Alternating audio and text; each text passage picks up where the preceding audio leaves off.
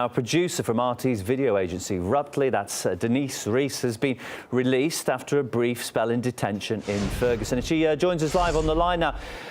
Welcome, Denise. Good to see you've been released. Just explain to us first what happened to you at that moment when the police detained you.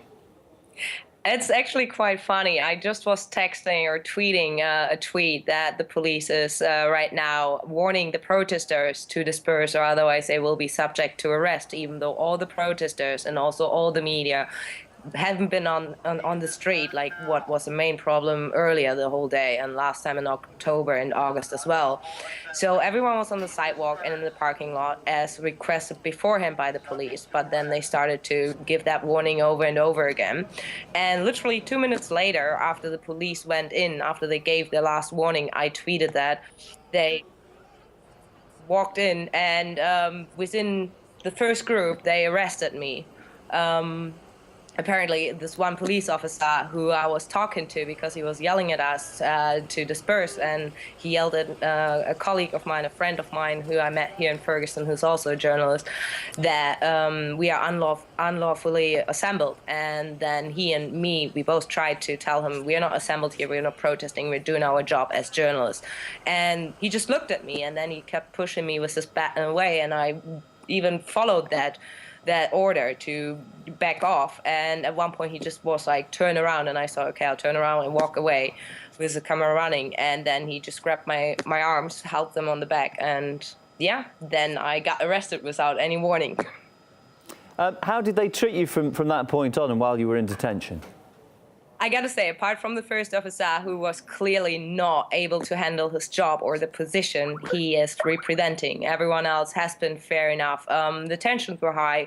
Everyone was out there. So the first two female National Guard soldiers that I got brought to by the first police officer who arrested me, they were really nice. They were, kind in a sense, no matter what you can expect from female soldiers. They brought me and also other arrested to a backdoor garage, so we weren't really inside the Ferguson Police Department, but more in a really cold garage. We were all handcuffed. I was handcuffed with real handcuffs, others just with those plastic binder thingies. So yeah, and then they took away all our belongings. They made us sit on the cold floor. And after a while, I think we probably sat on the floor for 20 minutes. I was called to come to the front. They registered my name on a green sheet. And then after that, they asked me, or they brought me actually into a police van, where at that point 4 other male protesters were inside. I was in a different compartment, so females and males have to be separated in those police vans.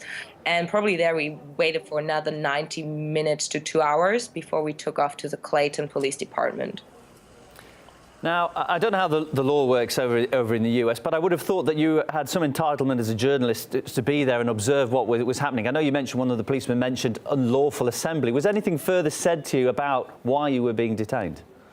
Until that moment, like literally, I was at 2 a.m. in the morning and I got arrested probably at around 11. No one told me what the charges are or what I've done wrong.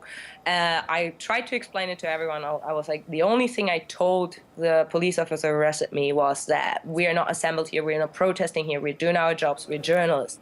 I mean, we all know the first people got arrested back in August. Other journalists got arrested in October during the weekend of resistance. So it's nothing new here in Ferguson, but of course for me it was new. Maybe I was a little bit cocky because I was like, I'm a German citizen, I'm not even a US American citizen, so they might treat me differently.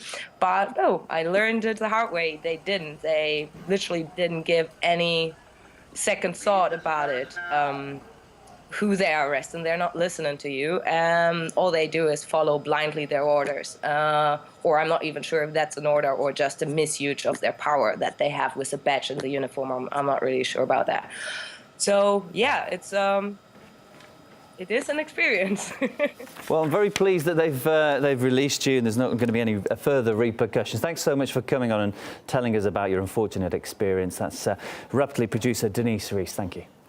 You're welcome. Bye.